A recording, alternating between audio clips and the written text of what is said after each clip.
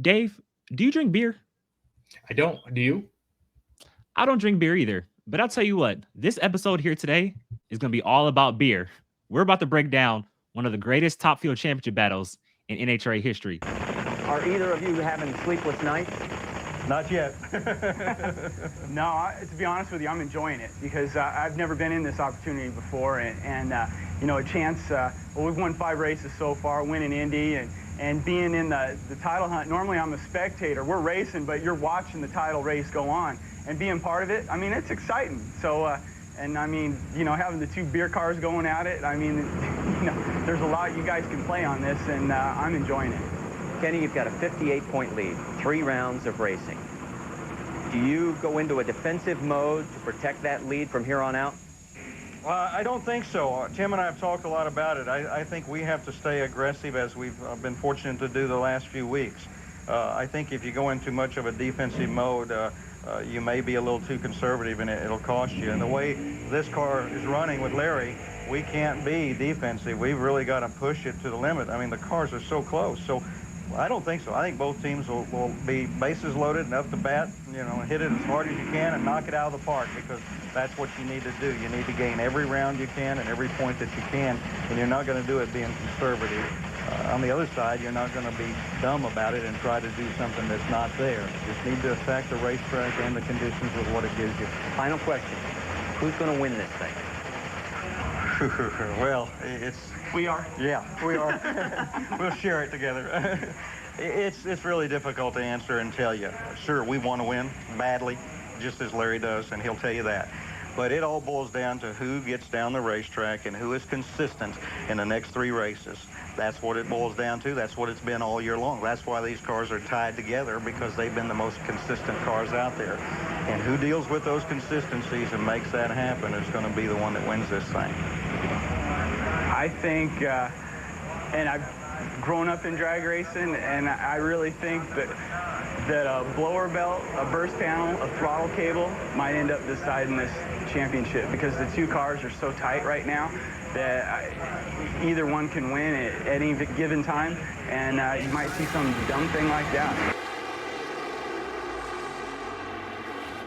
What is up, ladies and gentlemen, and welcome to this special presentation here on the American Hot Rod Entertainment and Dave W YouTube channels. And like I just mentioned, we're breaking down an epic big-time championship battle from back in 2001. This is called Beer Wars. Kenny Bernstein versus Larry DIXON, their first ever epic championship battle back in 2001. And I'll tell you what, Dave, this one did not disappoint. It went right down to the wire.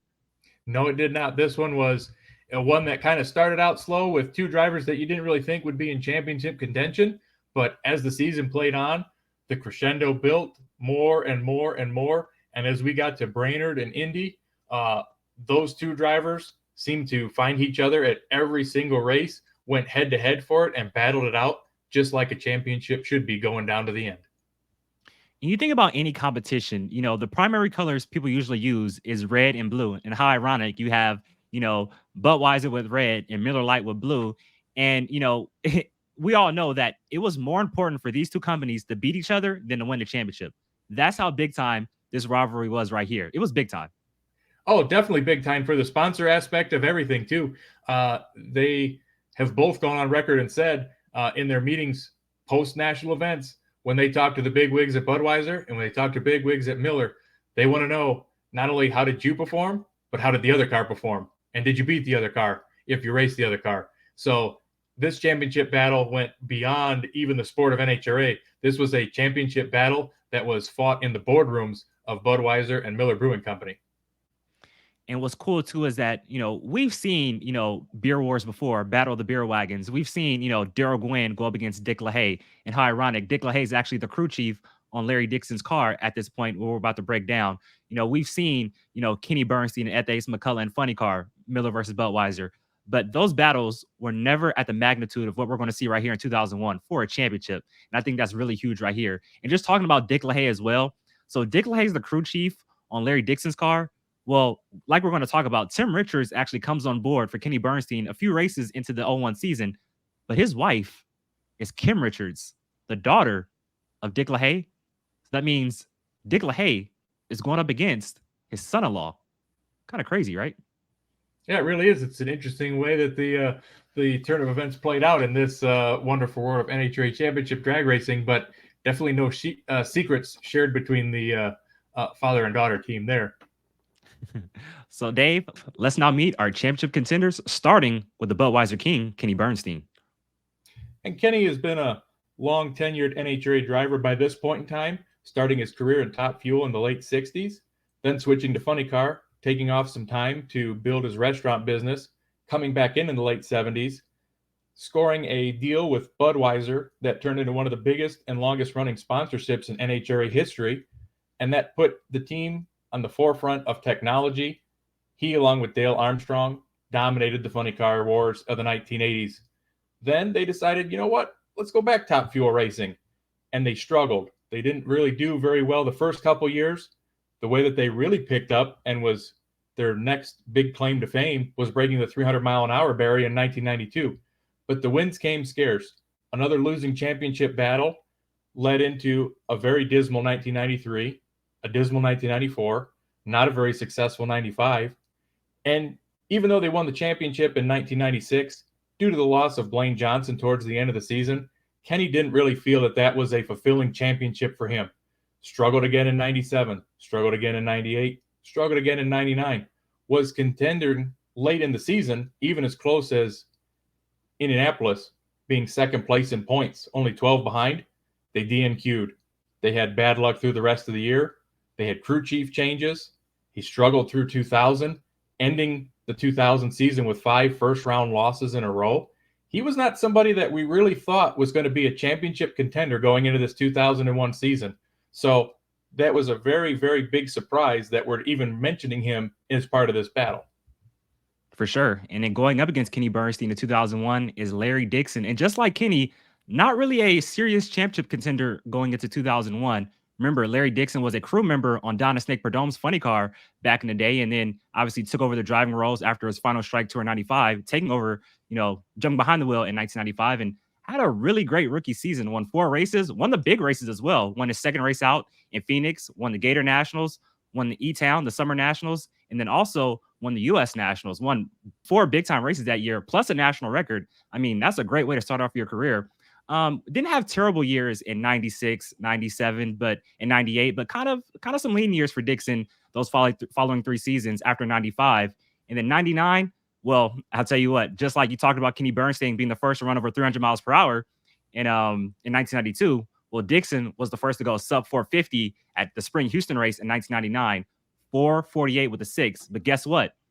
That was with Dale Armstrong as his crew chief, the guy who tuned Kenny Bernstein to all those wins and championships in the mid to late 80s in Nitro Funny Car. Kind of ironic, huh? It is ironic the way that the crew chief shuffle came about, and it kind of makes you wonder. I know Kenny had mentioned and Dale both agreed that they just basically, it was a mutual partnership that they decided to dissolve. They were going in different routes in the future, and they still remain good friends. But at the same time, very unusual that you go from one dominating championship contender to another that was your biggest rival all throughout the Funny Car days and the early part of Top Fuel, that they ended up together in the same team. But unfortunately, as you had mentioned too, Dale's tenure with Don the Snake Prudhomme Racing, at least on the Top Fuel side, didn't last. He shifted over to the Funny Car, and in came Dick LaHaye for the 2000 season. Yeah, for sure. And I believe that Dixon and Armstrong's last win was Brainerd in 99, but LaHaye officially came on board, I believe, around Reading that year. It's not documented greatly, but I believe it was around Reading 99 when Dick LaHaye actually came on. And you saw his imprint on the team right off the bat, because at the Fall Houston race, Dixon ran from between a 457 to a 462 that whole weekend, taking out Gary Scelzi in the final round. And I'll tell you what, Gary Scelzi was the favorite, because remember, Dixon was the first to go 440s at the Spring Houston race that year. Well, Gary Scelzi lowered that with Alan Johnson 448-0 in the semifinals to keep his championship hopes alive in the fall race. Well, Dixon took him out in the final. And like I said, you saw Dick LaHaye's imprint on the team right off the bat. And kind of coincidence too, because Dick LaHaye, he drove the Miller car back in the mid to late 80s. So that was pretty cool for Larry Minor. Well, you go into 2000. I mean, 2000 pretty much was Gary Scelzi and Tony Schumacher for the most part. Those were your 2 championship contenders that year. Larry Dixon was like the best of the rest. And if Gary Scelzi or Tony Schumacher stumbled, Dixon was right there to take advantage. Well, that all kind of ended when he had one of pretty much the worst crash of his career at Memphis that year. We saw Tony Schumacher with his crash the day before. Well, Larry Dixon went flying through the air in the final round of Memphis that next day. Would you say that Memphis crash or the Gainesville crash of 2015 was worse? Which one? It's hard to say. It seems like they both came down hard, but the Gainesville crash included hitting the wall too. So maybe the Gainesville one might be a little bit worse, but I'm sure something that Larry wishes he didn't have to go through once, let alone twice in his career. For sure. But now we jump into 2001. And what's great about this is that not only is this NHRA's 50th anniversary season, but it's also the second year of the 90% rule in Nitro. Yeah, and at that particular point, like you mentioned going in, the 50th anniversary added an extra national event. The actual 50th anniversary nationals is simply all it was termed. July in Pomona. It expanded the schedule to 24 races, which is the longest that the series had at that particular point. There was a lot of excitement, a lot of optimism going into the year, especially the way that 2000 ended. You had a lot of drivers that came out and really were contending. Melanie Troxel was in the mix in the old X-Side car. You had Mike Dunn coming back with the Yankees car, and they were really, really strong with Darrell Gwynn's team. So 2001 seemed like it was going to start like a wide open season. Joe Amato retired at the end of the year. You had Darrell Russell taking over for him, coming out as a rookie at the Winter Nationals. So when you had contenders and Gary Scelzi continuing his dominance, Tony Schumacher getting back behind the wheel, you didn't really have Larry Dixon and Kenny Bernstein in the office pool, I don't think, as your top contenders. But as this season started to play out, we saw that changed very, very quickly. And for Kenny, on his behalf, for the start of the year, he had a first-round red light to start the year at Pomona, and it was his sixth first-round loss in a row at a national event. And it was the first time that had happened in over 21 years that he had lost 6 races in a row in the first round. Larry had a little bit better of a day at Pomona, making it all the way to the semifinals, where he lost to the resurging Mike Dunn in the Yankees car. So both of their seasons didn't really start out on a high note, particularly for Kenny, and it didn't didn't make it very far until Mike Green was put aside for Tim and Kim Richards, and they were announced as the new crew chiefs for the Budweiser King starting in Gainesville, and that's when everything really started to turn around. No, for sure. And like you mentioned, kind of a slow start for both teams. Not a slow start, but like you mentioned, Kenny Bernstein, red light in round number 1 at the season opening Winter Nationals, and then loses in the semifinals at Phoenix. Larry Dixon, like you mentioned, went to the semifinals at Pomona, but loses in round number 2 in Phoenix. But then we move to the Gator Nationals, one of the biggest races on the tour. And like you mentioned, on board now on the Bud King is the general Tim Richards. And I mean, we got to talk about, his qualifications. Won 4.5 championships with Joe Amato from the mid to late 80s into the early 90s, and also tuned the first ever 4-second funny car run in Topeka in 93. So this man is very capable of tuning a nitro car. Yeah, definitely. Those are an epic list of qualifications, and the success was going to be evident, but the Gator Nationals got rained out and got pushed 2 events later. So his actual first eliminations round event got to be the Houston race. And in the second round, they got to meet against Larry Dixon in the first head-to-head battle of 2001, the first Beer Wars battle of 2001. And surprisingly, it turned out Dixon's way. No, it did. And here's the thing, though. Kenny Bernstein actually left on Larry Dixon, not by much, but was actually ahead for a little bit and then smoked the tires. And Larry Dixon streaked on to get the round win victory in round number 2 in Houston. Dixon ends up winning in the semifinals, and it's a great final round matchup between Dixon and Mike Dunn. And here's the thing. Mike Dunn gets the win on a hole shot in the final round, but still a pretty good race for Dixon and a nice solid start to the season in 01. That was the first event of the year that one of our championship contenders had made it to the final round. And the very next race, the other championship contender made it to the final round in a big way. Kenny Bernstein at Las Vegas ends up winning the race with Tim Richards as his crew chief and doubles up with his son Brandon, who picks up the win in Top Alcohol Dragster, also sponsored by Budweiser. Became then known as the Budweiser Prince. Yeah, how cool was that? The Budweiser King and the Budweiser Prince in the winner's circle at the same race in Las Vegas. But let's kind of back up just a little bit, and we can go over this when we get to Gainesville. But like you mentioned, Tim Richards takes over the crew chief duties at Gainesville, And like you said, you see his imprint right off the bat. I mean, just super consistent in qualifying, mid to low 460s, 470s. And then, like you mentioned, they lose round 2 in Houston, but they go to Vegas. And not only do they win Vegas, they lay the smack down. 450s all throughout qualifying and 450s all throughout eliminations. One of the most dominating wins for Kenny Bernstein in his top field career. Yeah, it certainly was. And again, just the combo with Brandon made it all the more special. And, it kind of made you wonder, is this going to be another one of those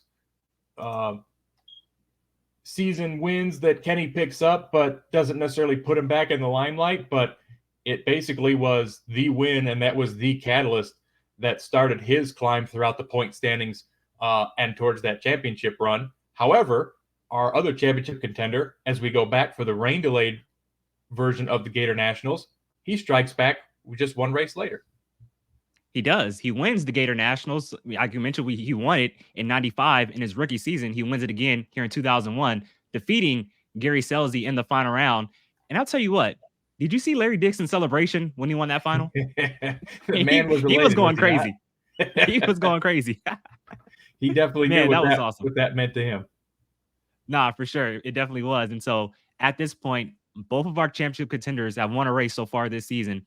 Kenny Bernstein wins Las Vegas. Larry Dixon strikes back, no pun intended, and wins in Gainesville. Then we can kind of take Atlanta and Bristol off because nothing really happens at those races. But then we move into Englishtown, New Jersey. Well, I mean, I guess we can't go over because Kenny Bernstein does technically qualify number 1 in Bristol and Atlanta, and then gets his 3rd straight number 1 qualifier in a row at Englishtown. But a big announcement during qualifying at that race, Dave.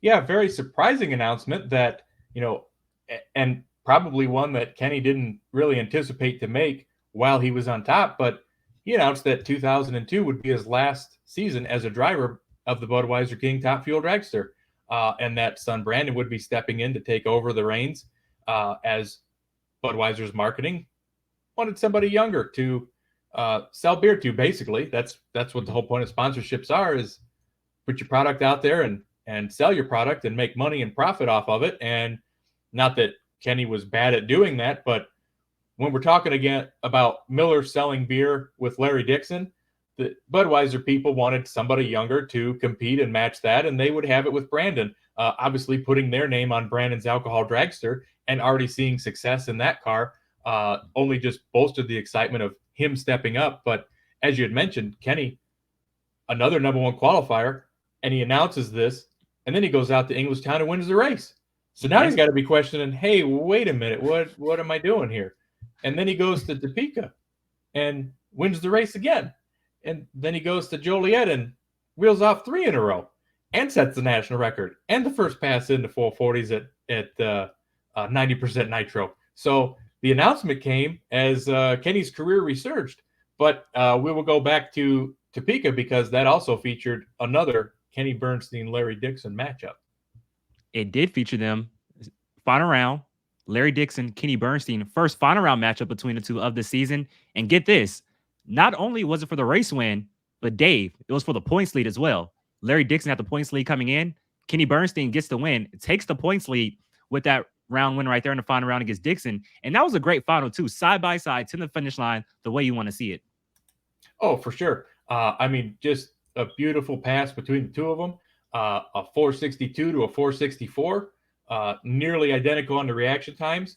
And Kenny Bernstein leaves with a 19-point lead going into Joliet, where, again, as we had mentioned, set the national ET record, goes out with the win there, and extends his lead now going into the, I guess you'd say, the stretch run, the summer month season, because we had a lot of races in a row in June and July. That schedule with a 24-race season was packed, so you really had to be on your A game now.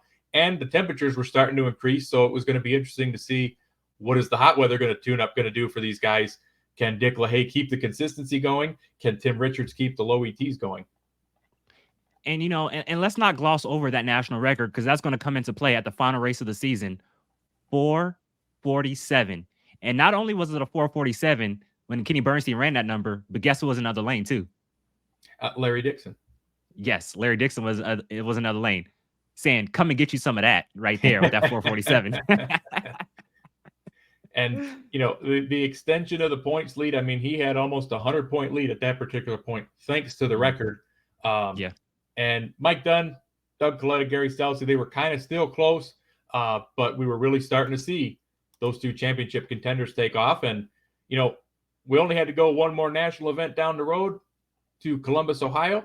And Larry, like you said before, strikes back, picks up the win in Columbus on Father's Day weekend, as became his signature winning trademark, whether it at the time was in Columbus or eventually later on moved to Bristol, Tennessee. That seemed to be Larry's signature winning weekend, and he picked up the win there in Columbus to close the points lead, close the gap back up in the points again.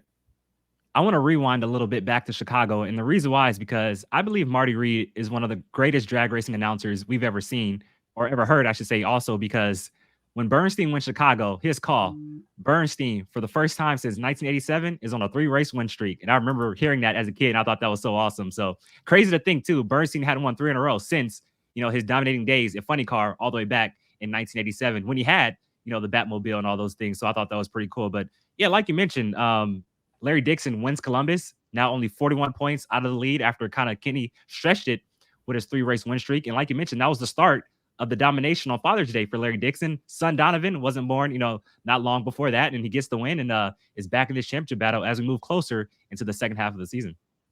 Well, and then the next battle happens right in Budweiser's backyard. We're going to St. Louis, so you know Kenny Bernstein wants to go ahead and impress the hometown crowd as well as all the Budweiser bigwigs, but he does. He makes it all the way to the final round, but Doug Coletta steals that Wally on a hole shot, and that had to leave Kenny a little bit disheartened to know that the car was there, the performance was there, but Doug maybe snuck one in and stole one on him there. 477 beating Kenny's 475 in that final round.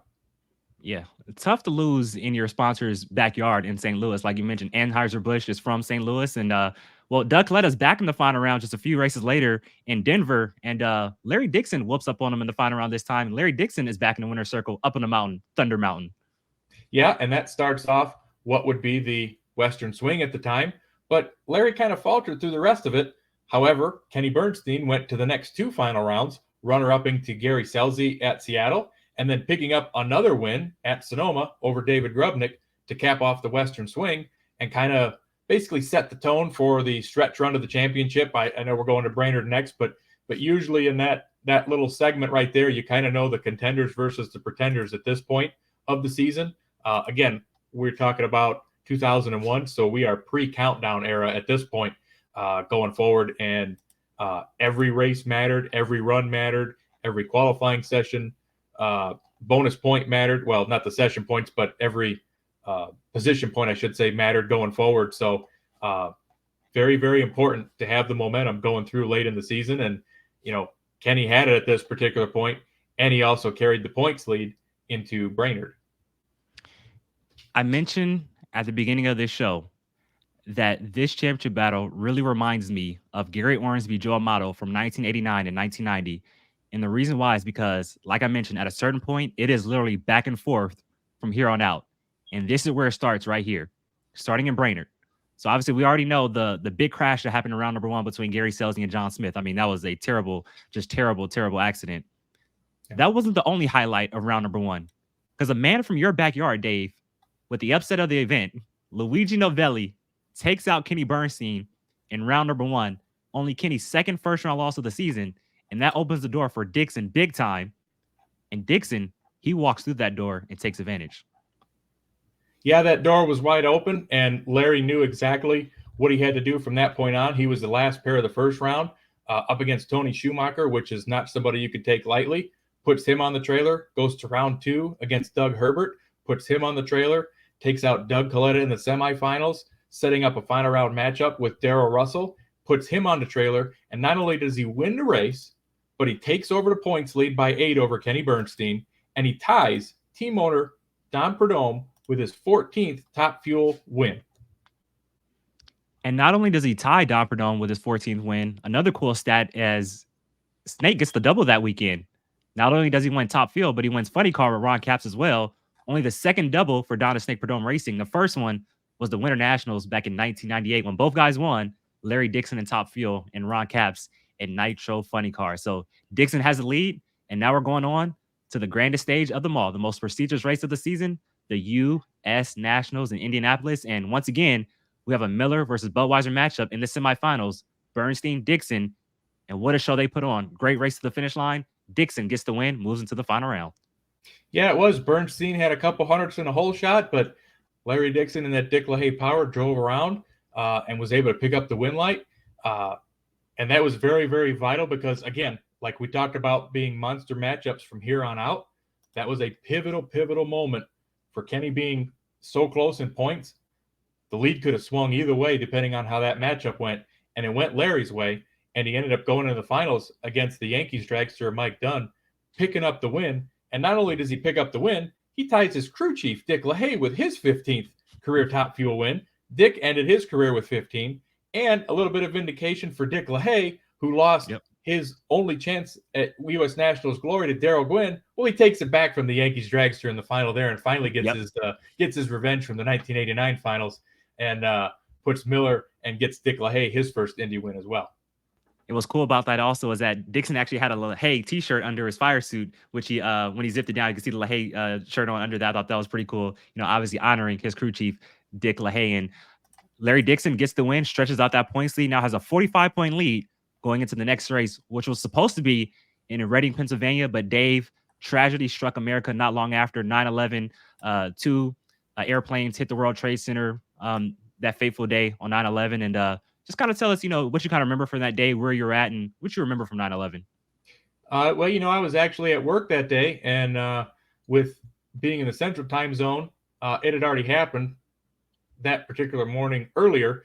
We saw it on the TV at work, and it was just general shock because the second plane had just hit as we had started our day. And then just the way that the news unfolded throughout the day was very, very confusing, scary, and you didn't know what was going to be the next potential outcome, as not only did you have the plane hit the towers, then the towers collapsed, then you had news reports of the plane in the Pentagon, and it was one of those days where you don't know what tomorrow's going to bring, and it really was a day that changed the world forever with so many things moving forward. No, for sure. And, you know, obviously I'm on the West Coast in the Pacific time zone. And obviously it happened before I even woke up, I believe, or something like that. Or I was getting ready for school. I remember I was getting ready for school, and my mom brings me in her room. She was watching on TV and just was kind of explaining everything to me, and just a really sad deal, and all the lives that were lost and everything like that. Like I mentioned, you know, the World Trade Center being struck. And like you said, the Pentagon got struck. Also another plane, a lot of heroes on the other plane that didn't even make it to their destination, which was the White House. You know, gotta, you know, shout out those heroes right there for at least fighting back or doing what they could to try to fight back, and end up losing their lives anyway. But, you know, just a real heroic moment from those people on that airplane. And just a real sad day, and it affected everybody in NHRA as well, because, you know, NHRA is one of the most patriotic, you know, sports out there. And they're supposed to, and how ironic is it is that the next stop on tour is literally just hours away from where the tragedy happened in New York. I mean, kind of just real ironic, right? Yeah. And, you know, it didn't take very long before all sporting events, all, you know, sanctioning bodies with NASCAR, with NHRA, everybody basically came together and, you know what, it's time to postpone and see what's going on and get things figured out. And so Reading got moved to a very unusual but potentially weather-friendly October date, and the tour returned in Memphis, Tennessee, and our title championship contenders, well, they ended up against each other yet again for the next race, and this time it was in the final round. It was in the final round, and once again, another great side-by-side race between the Budweiser car and the Miller car, and in the end, Kenny Bernstein comes out on top. He gets the win, a crucial win right there, because he chops into Larry Dixon's lead with only about 5 races left to go in the season at this point. Big win for Kenny Bernstein. It was. And, you know, like you mentioned, at this particular point in the year, when you have these head-to-head battles, you got to make it where you can. It sucks on Kenny's behalf because he's trying to chase down and catch Larry, and they are both in the final round. So you can have it definitely swing 20 points in your favor, but you can't put more rounds beyond that. So Kenny was riding the momentum, high hopes, going back to where he had his success earlier in the year, set the national record, we're taking our second trip back to Joliet for the season. And wouldn't you know it, they met in another head-to-head clash in the semifinals yet again. And I mean, it's like clockwork. Every time these guys come to the starting line, it is intense, it is dramatic, and they put on a great show. How many times I want to say this? Side by side to the finish line, another great drag race. And once again, Kenny comes out on top. This is huge. When you're going head to head like this, you cannot give up these rounds because essentially they're 40-point swings for both drivers. And Kenny, eats into Larry Dixon's lead. Once again, he actually pulls to within 6 points of Larry Dixon with that semifinal win right there and has a chance to take the points lead in the final.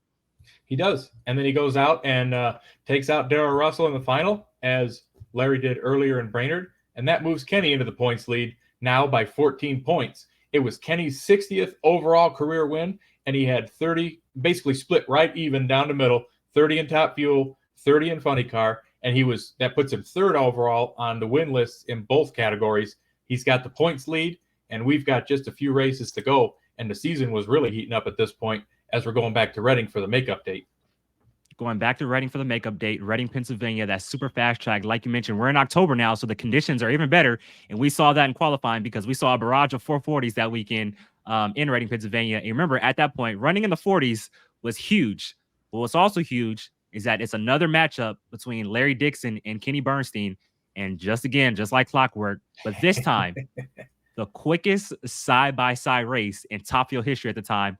451 with a 1 for Kenny Bernstein, 451 with a 0 for Larry Dixon. Kenny Bernstein gets the win, like Alan Reinhart says, on a little baby hole shot. He does. And that win actually earned Kenny the Motel 6 Who Got the Light Award, which was an award given in that season to the closest margins of victories, depending on, regardless of class in any of the pro classes, 7/1000ths of a second, the difference. But the win light came on in the Budweiser Kings lane. Man, what a great drag race. And I keep mentioning this. It reminds me of Amato and Ormsby so much because you remember, if you go back to 1989, Ormsby and Amato had a great side-by-side race at Dallas that year. And that essentially was the Winston Championship at the time because Ormsby got the win. And that was crucial in his run for the championship because you remember, Amato was coming on strong at the end of that year in 1989. But Ormsby was able to set the national record that weekend in Dallas, beats Amato in the semifinals, wins the race, and put a stranglehold kind of on the championship. Going into the last two races of the season in Phoenix and Pomona.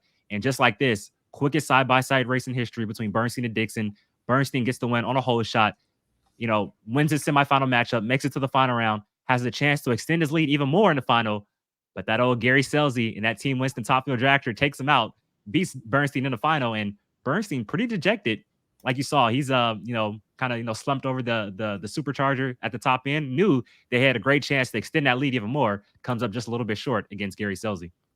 Well, and they really did, and he still goes in leading by 58, but I'm sure he would have felt a lot better going leading by 78.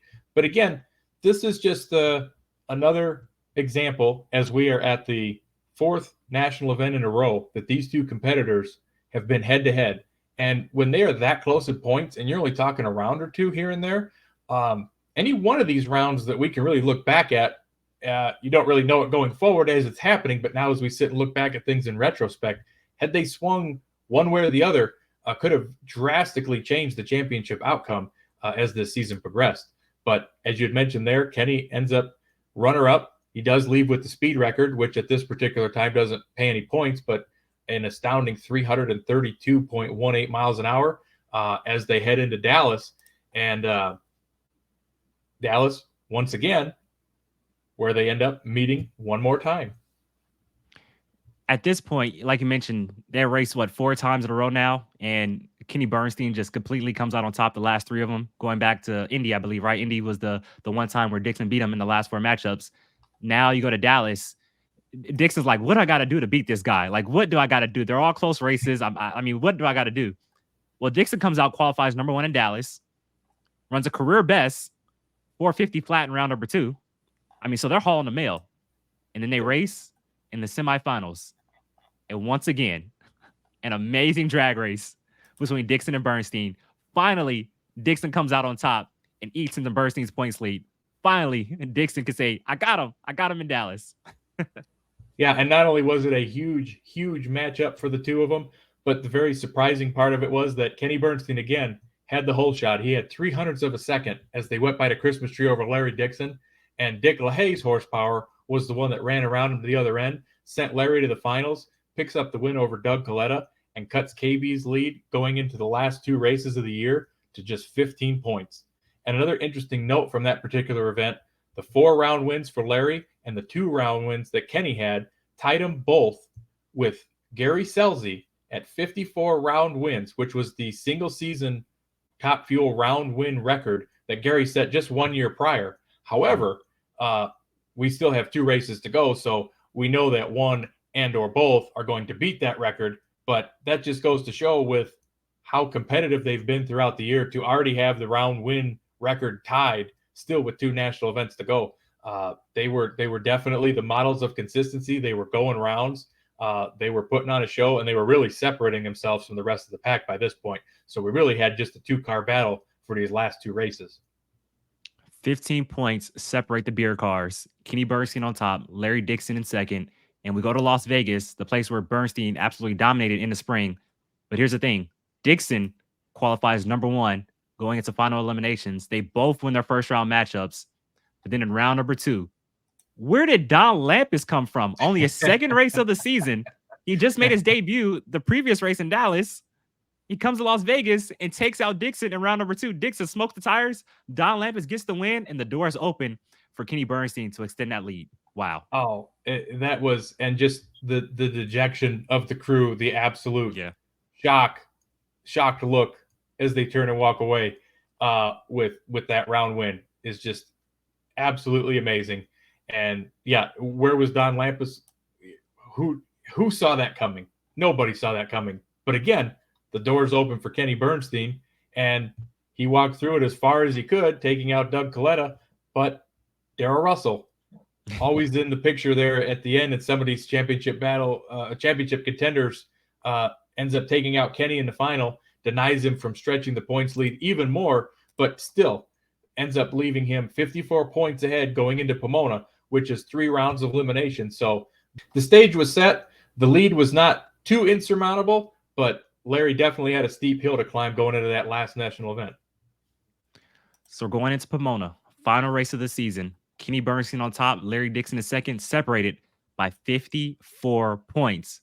And here's the thing. Kenny Bernstein comes out swinging 449 in qualifying, your number 1 qualifier, sets the tone right off the bat. But does he, though? Because guess what? He loses in round number 1 of the Budweiser shootout. His specialty race loses in the first round. And guess who? Darrell Russell in the opening round. Larry Dixon goes all the way and actually wins the Budweiser shootout, picking up the $100,000 and kind of saying, hey, come and get you some of that, Bernstein, winning your sponsor's money right there, $100,000 richer. How about that?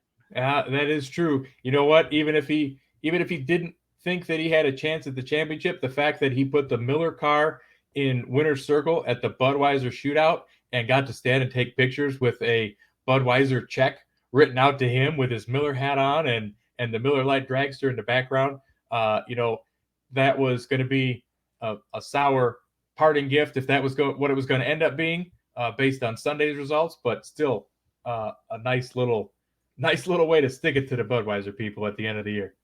And you get to ride on the Budweiser Clydesdales too. That's always fun. That's right. And the ride back on the Clydesdales. So Kenny Bernstein, your number 1 qualifier with a 449, but Dixon has the momentum going into championship Sunday. Dave, give us the championship scenario for Sunday and how each driver can win the championship. Well, being number 1 and 2 in qualifying puts them on opposite sides of the ladder. So the only time they can meet in the final round. And if they do that, Kenny Bernstein's already going to be the champ. Larry Dixon basically needed to go 3 rounds further than Kenny. So at that particular point, he had to hope that Kenny made it no further than the semis. And he would have to have some help with a national record, which his 450 would serve as a backup for that he ran in qualifying. But, race day Sunday, you're not always pushing for that number. Your best shot is to make it to the final round to go for it. But their stage was set. The ladders were played out. And first round, Kenny Bernstein up against Robert Reel. Larry Dixon up against Rhonda Hartman-Smith. Both turn on the win lights. Second round, Kenny Bernstein up against his old nemesis, Darrell Russell, who you had mentioned just took him out the day before at the Budweiser shootout. He ends up returning the favor to Darrell, taking the win there. Larry Dixon ends up against last year's champion, Gary Scelzi. Scelzi goes up in smoke. Larry with a 450 with a 7, showing that they got the power going to the semifinals. But then it all came down to Kenny Bernstein, Clay Millican, first pair of the semifinal round of eliminations, and Kenny with a 454.8, 321.35, turns on the win light, wins the championship. Larry Dixon comes in the very next pair and ends up losing 452.6 to a 451.8 by his nemesis, Mike Dunn, who avenged that Indy loss with the Yankees dragster. And for Larry, a tough way for it to lose. But at that particular point, once Kenny made the semis, he knew it was over for him. So Kenny goes out, runs Mike Dunn into finals, punctuates the season, gets another win, and caps off his amazing championship year. And the beer war battle goes to the Budweiser King. 8 wins for Kenny Bernstein that season, tying the record for the most wins in a single season in Top Fuel history, which Gary Scelzi just set the year prior in 2000. Great year for Kenny Bernstein, and tip of the cap, though, to Larry Dixon as well. Won 6 races that year. And I mean, I'll tell you what, he put the pressure on Kenny Bernstein that whole day in Pomona. Like you mentioned, 450 with a 9 in the first round against Rhonda Hartman, another 450 in the second round. Unfortunately, just came up a little bit short in the semifinals. And man, just what a great day. What a great championship battle between both cars. And like you mentioned, Kenny Bernstein goes out in style, wins the championship, and wins the race in a pedal fest against Mike Dunn and gets the win. And like you mentioned, round 1 goes to Kenny Bernstein. Just what a fantastic finish to a fantastic battle and a great year overall in 2001. 2001, one of the best years, I believe, of Top Fuel competition. Definitely highly competitive going all the way through the entire season. Like we said at the outset of the show, a lot of potential championship contenders going in. Definitely not the ones that we anticipated that were at the end of it, but how dominant were Kenny Bernstein and Larry Dixon as the season played on?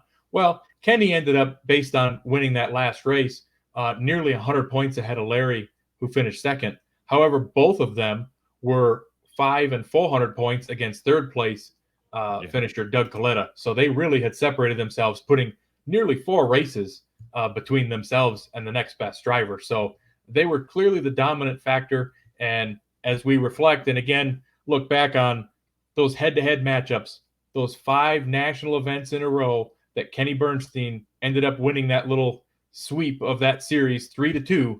I think that was the championship deciding factor there. And as the Miller Lite team looks back on what could have been for the 2001 season, those opportunities that they had, just changing those outcomes and reversing it to a 3-2 Larry's favor instead of Kenny's favor.